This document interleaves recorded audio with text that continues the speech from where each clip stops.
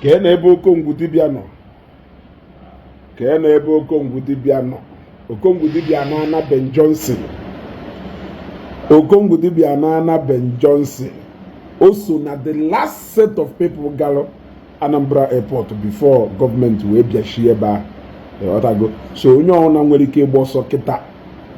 Go ya eji bọs abalị wee nali. Ọ na onye ahụ malụ bench na moto mmadụ wee gaa because nwa obere oge kịta aya bịa shi agba Old Niger and Second Niger Bridge. Go. We must ịkwachakwa ije ụwa so anyị enwude nchi niile ahụ. Amụọ m ife kara Ọgajik obi o ji wee nọrọ. Ọgajik furu ka Okongwu Dibia gbara ọsọ ekasukelu. Emekwa na ego ihe agụ eri camouflage wota awụ ama ebe a ga esi wee ma ya ka wee sele ego flight o ji wee gba ọsọ settlement kpatakpata ọnalie eche na ụnụ si na mmiri ọkụ ahụ egbu mbe keri ife na-achụghụ inwetara security information na ebe na-achọ igbu ịnalie Okongwu nwanne m ịnalie. Wisdom is profitable to direct. Go vum kamma carrier statement. Because 20 million, 6 years imprisonment, 20 million naira fine, or both, is not a shy spray. Go. It is only a child that we put ake noko, expect ya noko haya bake. Okongwu Suna, the last set of people that luckily through the Anambra State Airport. Ndị ọzọ niile Owerri, Port Harcourt, yawo the ideal option for you. Iji wee mevu. O nwekwa ka isi arị anụ news o. Na o nwere ka esi wee fụ ekehiti na kelafa this woman ebe a na-ele nri n'Owerri. O nwere ka nsi wee nụ kepu na o nwere onye pụtara ebe ahụ wepụta ekehiti ebe ọ na-eli nri. Go ama na ekehiti onye Okija.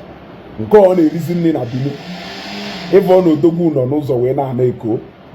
Go Eko onye ọ na-ana na nke ikpeazụ a. Go ọ na-afụ bụ ife agwara m ụnụ agwa that there will come a time oke n'ọsọ ngwere n'ọsọ.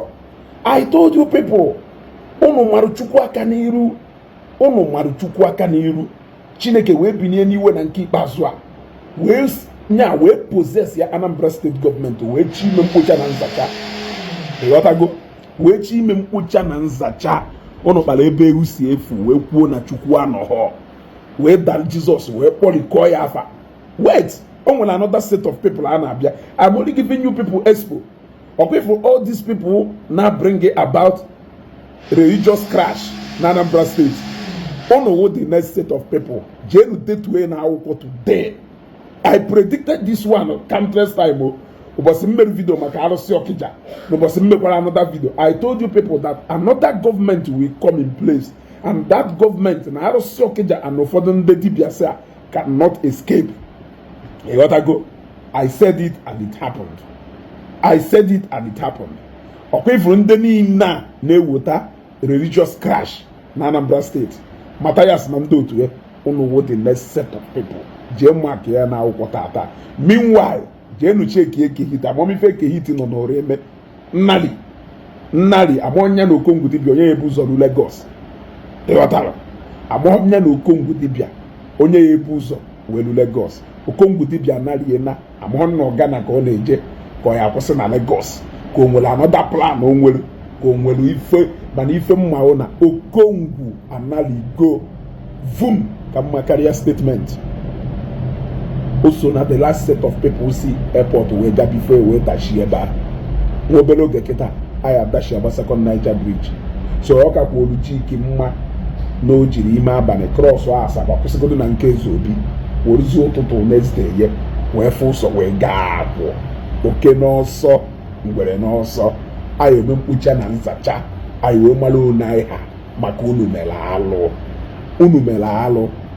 ụmụnne anyị wee hapụ unu na-eme mpụ na aghụghọ unu na-eme ha wee na-achụgharị ndị pastor this ụka this pastor that ụka that unu wee wole aka na-egwu Chukwu n'anya. Chineke nọlụ na ọ na-enye onye mmehie ogologo ụtọ gosi na mmeghe pụọ ọhọ maka mgbe igwu irie n'aka n'anya ma mgbe imegidere ife wee mejọọ mmụọ nsọ maka na asị na imejọọ mmụọ nsọ ịma na onwe ozi mgbaghalụ ụnụ kpara ebe ewu si efu ịghọtago and the time of judgment is now.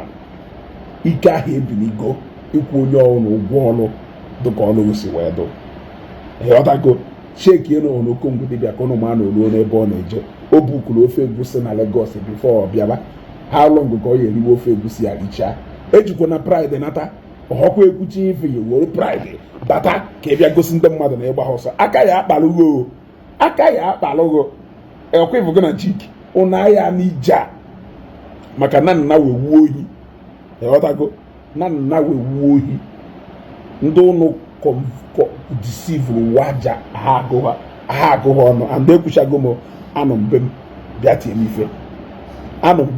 m ife makara ihe etu a Okongwu ama you are welcome to Lagos. I am also where your next destination. I am on Lagos now transit ka ị na-abịa ka o nwere ebe ụgbọgụ bụ aga ka o nwere ebe ọzọ ụgbọgụ na-aga aga ndị dibịa kịta ya eji bughasịcha oke ite niile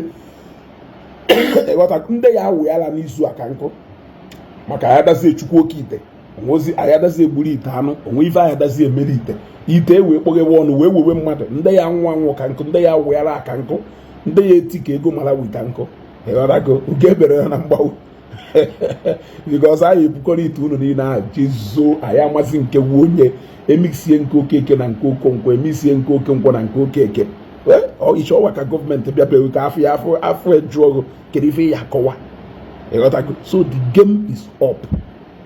game is up over and out.